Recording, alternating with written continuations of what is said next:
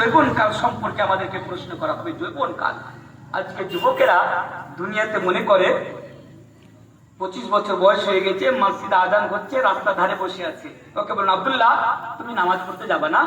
আব্দুল্লাহ তখন উত্তরে বলছে মুফতি সাহেব নামাজ পড়বো, এখন তো আমি তো জওয়ান হুঁ, আমি জওয়ান হুঁ, এখন তো ইয়াং, এখন তো সবে 22 বছরের হলাম, চুল টুল পাকুন, দাড়ি টাড়ি পাকুন, 35-30 বছর হয়ে তখন নামাজ পড়বো, তখন আল্লাহর ইবাদত করবো। ইয়ে সোচ রাখতে हमारा जवान। যৌবনের কি গুরুত্ব ইসলামে আমাদের সমাজের যুবকেরা জানে না। ওই যুবকদের উদ্দেশ্যে বলছি, যুবক ইন্টারনেটে তো অনেক গান শুনছো, ইন্টারনেটে তো অনেক সিনেমা দেখছো, আইপিএল দেখছো, ইন্টারনেটে যাবা, যুবকদের যৌবনের কি গুরুত্ব এটি লেখে আমার নাম লিখে দিবা, 2.5 ঘন্টার একটি বিষয় পেয়ে যাবা। আমি সেখানে আলোচনা করে রেখেছি বিস্তারিত যে যৌবনের কি গুরুত্ব ইসলামের নজরে, আল্লাহ এবং আল্লাহর রাসূলের নজরে, সেটা তোমরা শুনে নিবা, তাহলে তোমরা বুঝতে পারবা। তো যখন দ্বিতীয় নম্বর প্রশ্ন কাল কিয়ামতের মাঠে আমাদেরকে করা হবে ওয়ান শাবাবিহি ফিমা আবলা, আমাদের যৌবনকাল সম্পর্কে। তৃতীয় এবং চতুর্থ নম্বর প্রশ্ন কি করা হবে? তৃতীয় এবং চতুর্থ নম্বর প্রশ্ন কাল কিয়ামতের মাঠে আমাদেরকে করা হবে ওয়ান মালিহি মিন আইনা ইকতাসাবাহু। ये भी सवाल किया जाएगा ওয়ান মালিহি মিন আইনা ইকতাসাবাহু। এর মানে কি? এর মানে হলো আমরা দুনিয়াতে এই যে টাকা পয়সা, জমি জায়গা, বাড়ি গাড়ি, এগুলোর পিছনে আজকে আমরা ছুটাছুটি করছি। আজকে আমরা হালাল হারামের মধ্যে পার্থক্য করি না। টাকার পিছনে এমন অন্ধভাবে আজকে আমরা ছুটাছুটি করি, আজকে আমরা হালাল হারামের মধ্যে পার্থক্য করি না। বাস পয়সা আনা চাইয়ে, বাস পয়সা আসা চাই, জমি জায়গা বাড়ি গাড়ি আসা চাই। আমরা দেখি না যে আজকে আমরা টাকা ইনকাম করছি, হালাল পদ্ধতিতে ইনকাম করছি না হারাম পদ্ধতিতে ইনকাম করছি, এদিকে আজকে আমরা লক্ষ্য রাখি না। ভাইরা আমার, বন্ধুরা আমার, কাল কিয়ামতের মাঠে আপনাকে এই প্রশ্ন করা হবে যে তুমি দুনিয়াতে যে টাকা ইনকাম করেছিলে, তুমি দুনিয়াতে যে ধন সম্পদ অর্জন করেছিলে, ওয়ান মালিহি মিন আইনা ইকতাসাবাহু, তুমি বলো সেটা তুমি কিভাবে তুমি অর্জন করেছিলে? হালাল পদ্ধতিতে অর্জন করেছিলে না তুমি হারাম পদ্ধতিতে অর্জন করেছিলে? পারবেন হিসাব দিতে? কয়জন লোক রয়েছেন আমাদের মধ্যে আজকে আপনি হালাল পদ্ধতিতে আপনি টাকা ইনকাম করছেন? और मैंने एक जगह पर बताया था कि आज का मुसलमान पैसा कमाने के चक्कर में इतना अंधा हो चुका है कि अगर पैसे के लिए अपनी बहन बेटी को गलत जगह पर बैठाने की जरूरत पड़ेगी तो आज का मुसलमान 1 मिनट के लिए भी नहीं सोचेगा। আমাদের মুসলমানেরা টাকা কামানোর জন্য আজকে এতটা নিচু নেমে গিয়েছে যে আজকে টাকা ইনকাম করার জন্য আজকে নিজের স্ত্রীকে ব্যবহার করছে, নিজের মেয়েকে ব্যবহার করছে, নিজের বাড়ির মেয়েদেরকে ব্যবহার করছে। আপনি যদি বুঝতে না পারেন তাহলে সোশ্যাল মিডিয়া উঠিয়ে দেখুন। আজকে সোশ্যাল মিডিয়ায় ভাইরাল হওয়ার কারণে, সোশ্যাল মিডিয়ায় আজকে ভাইরাল হওয়ার জন্য আর সোশ্যাল মিডিয়ায় টাকা ইনকাম করার জন্য নিজের মেয়ের সাথে ডান্স করছে, নিজের স্ত্রীকে উলঙ্গ করে, নিজের মেয়েকে উলঙ্গ করে ডান্স করাচ্ছে এবং ভিডিও বানিয়ে সোশ্যাল মিডিয়ায় ছাড়ছে, যাতে করে মানুষ দেখে। মানুষ যত দেখবে আমি তত টাকা পাবো। নাউযুবিল্লাহি মিন যালিক। আপনাকে একটা প্রমাণ সহকারে নয়, আপনাকে হাজারটা প্রমাণে তুমি দেখে দিতে পারি যে আজকে মুসলমানেরা চেহারায় দাড়ি রেখে, মাথায় টুপি রেখে এই টাকা ইনকাম করার জন্য আজকে নিজের মেয়ে আর নিজের স্ত্রীকে উলঙ্গ করে আজকে সোশ্যাল মিডিয়ার মানুষদের সামনে তাদেরকে রেখে দিচ্ছে। নাউযুবিল্লাহি মিন যালিক। তাই আমি আপনাদের সামনে বলে যাচ্ছি, এই আমার সামনে বসে থাকা দিন দরদি ভাই সকল, আমার সামনে বসে থাকা যুবকেরা, শুনো, তোমরা এই দুনিয়াতে 3 টাইমের খাবার 1 টাইম খাবে প্রয়োজন পড়লে, কিন্তু আজকের পর থেকে তোমরা হারামের এক লোকমাও ভিতরে ঢুকাবে না, বলো ইনশাআল্লাহ। কারণ তোমরা যদি এই পৃথিবীতে হারাম পদ্ধতিতে টাকা ইনকাম করো তাহলে কাল কিয়ামতের মাঠে তোমাকে প্রশ্ন করা হবে ওয়ান মালিহি মিন আইনা ইকতাসাবাহু, যে তুমি বলো তুমি দুনিয়াতে কোথায় থেকে তুমি টাকা ইনকাম করেছিলে। কাল কিয়ামতের মাঠে আপনাকে হিসাব দিতে হবে। দুনিয়াতে আপনার কাছে কেউ হিসাব চাক या না চাক, এই দুনিয়াতে আপনার কাছে টাকা আসলে মানুষ আপনার সম্মান করবে, এটা ঠিক, কিন্তু মনে রাখবেন এই দুনিয়াতে আপনার কাছে কেউ হিসাব চাইবে না, আপনার সম্মান করবে, কিন্তু কাল কিয়ামতের মাঠে আল্লাহর আদালতে দাঁড়িয়ে এই টাকার হিসাব আপনাকে দিতে হবে।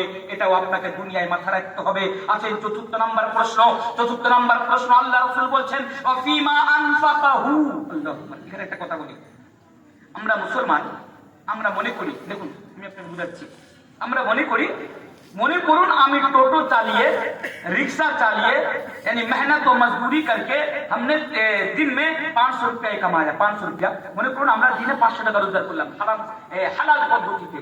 রিক্সা চালিয়ে ইনকাম করা হালাল, টোটো চালিয়ে ইনকাম করা হালাল, মজদুরি মেহনত করে বিজনেস করে টাকা ইনকাম করা হালাল, এতে কোনো সমস্যা নেই। তাহলে আপনি হালাল পদ্ধতিতে টাকা ইনকাম করলেন। এবার আমাদের কাছে যখন টাকা চলে আসে তখন আমরা কি মনে করি, এটা হচ্ছে আমার সম্পত্তি, এই টাকার মালিক আমি, আমি যেখানে চাইবো খরচ করবো।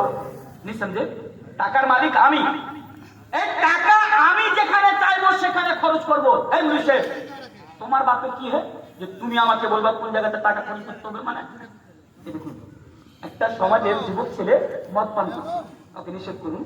একটা সমাজের যুবক ছেলে বিড়ি খাচ্ছে, ওকে নিষেধ করুন। একটা সমাজের যুবক ছেলে গুটখা খাচ্ছে, ওকে নিষেধ করুন। ও বলবে মুনিশ আমার টাকা, আমার বাপের টাকা তো আপনার টাকা লাগছে এখানে, আমি যেখানে চাইবো সেখানে খরচ করবো। আপনি ফিরকে ওপর পাড়ায় আপনি এখানে কইতে চলে আসছেন আমি কি খাবো না খাবো, নাউযুবিল্লাহি মিন যালিক। আজ লোক জবাব দিতে, একটা লোক বেটির বিয়েতে 17 লাখ টাকা খরচা করছে, 17 লাখ টাকা बेटी भी है। हालांकि शरीयत में, इस्लाम में बेटी की शादी में 5 पैसा का भी खर्च नहीं है। लोग 5 पैसा का भी खर्च नहीं है। আমাদের শরীয়তের নজরে মেয়ের বিবাহ দিতে গেলে 5 পয়সাও খরচ নেই, কিন্তু আমরা বেটির বিয়েতে 17 লাখ টাকা খরচা করছি। 17 লাখ। ওই লোকটার কাছে মাদ্রাসার জন্য যান, তার কাছে টাকা নেই।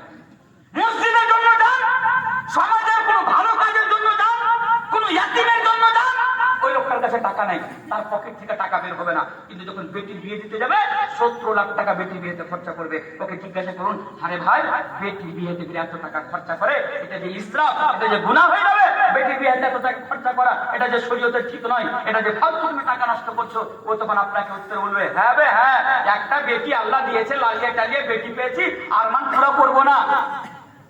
আরমান পুরা করবো মানে তার মানে তুমি টাকা কিভাবে খরচা করে দিবা? তোমার টাকা বলে তুমি তোমার বেটিকে, তোমার বেটির বিয়েতে 17 লাখ টাকা খরচা করে দিবা? তোমার টাকা বলে তুমি যেখানে চাইবা খরচা করে দিবা? খবরদার! আল্লাহ রাসূল জনাবে মুহাম্মদ রাসূলুল্লাহ সাল্লাল্লাহু আলাইহি ওয়াসাল্লাম বলছেন, কাল কিয়ামতের মাঠে আমাদেরকে যখন এই প্রশ্ন করা হবে, ওয়া আন মালিহি মিন আইনা তাসাবাহু, তুমি কোথায় থেকে টাকা ইনকাম করেছো, সেখানে আমাদেরকে এটাও প্রশ্ন করা হবে যে তুমি সেই টাকাকে কোথায় খরচ করেছো।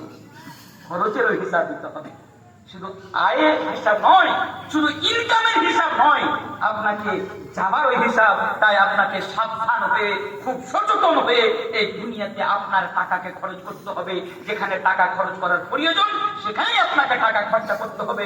টাকা খরচা করার পূর্বে আপনাকে দেখে নিতে হবে, আমি যে টাকা খরচা করছি এই জায়গাটা বৈধ না বৈধ না। যদি বৈধ হয় আপনি টাকা খরচ করুন, যদি জায়গাটা বৈধ না হয় তাহলে টাকা খরচ করবেন না। যতটা প্রয়োজন ততটাই খরচ করবেন, তার বেশি আপনি খরচ করেন এটা ইসরাফ হয়ে যাবে। আর যখন ইসরাফ হবে তখন কাল কিয়ামতের মাঠে আল্লাহর আদালতে আপনাকে দাঁড়িয়ে প্রশ্ন উত্তর দিতে হবে। ভাইরে গায়ে আমি দুটি পয়েন্ট নিয়ে আপনাদের সামনে এসেছিলাম। 1 নাম্বার পয়েন্ট ছিল সফলতা, এবং সফলতা কি এবং আমরা সফলতা কিভাবে অর্জন করব। ভাই আমি এতক্ষণ ধরে আপনাকে এটাই বুঝাতে চাইলাম যে দুনিয়ার জীবনটা ধোঁকা, দুনিয়ার সফলতা আসল সফলতা নয়। এই দুনিয়াতে আপনি সফলতা পেয়ে গেলে মনে করবেন না যে আপনি আপনার জীবনে সাকসেস হয়ে গেছেন। আসল সফলতা হলো আখিরাতের সফলতা। আসেন আমি দুটি জিনিস বলে আজকের মতো আমি আপনাদের এখান থেকে বিদায় নিব ইনশাআল্লাহ তাআলা, কারণ এটি আমাদের জন্য খুবই প্রয়োজন। এই জিনিসটি জানা বা শোনা বা মনে রাখা যে কাল কিয়ামতের মাঠে আমরা যদি সফলতা পেতে চাই তাহলে দুনিয়াতে আমাদেরকে কি করতে হবে। আমি দুটি জিনিস বলে ইনশাআল্লাহ আমি আমার বক্তব্যকে ইতি করে দেব।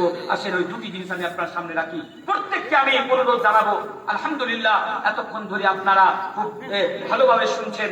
এই কিছুক্ষণ আপনারা আরেকটু সময় দিবেন এবং আরো কনসেন্ট্রেটের সাথে, তাওয়াজ্জুর সাথে আমার কথাগুলো শুনবেন। সেটি কি যে আমরা আখিরাতে সফল কিভাবে পাবো। আসেন দুটি জিনিস আমি আপনার সামনে রাখি। 1 নাম্বার জিনিস, আল্লাহ তাবারাক ওয়া তাআলা পবিত্র কোরআনের মধ্যে বলছেন, ওয়াল্লাযীনা আমানু ওয়া আমিলুস সালিহাতি উলাইকা আসহাবুল জান্নাতি হুম ফীহা খালিদুন।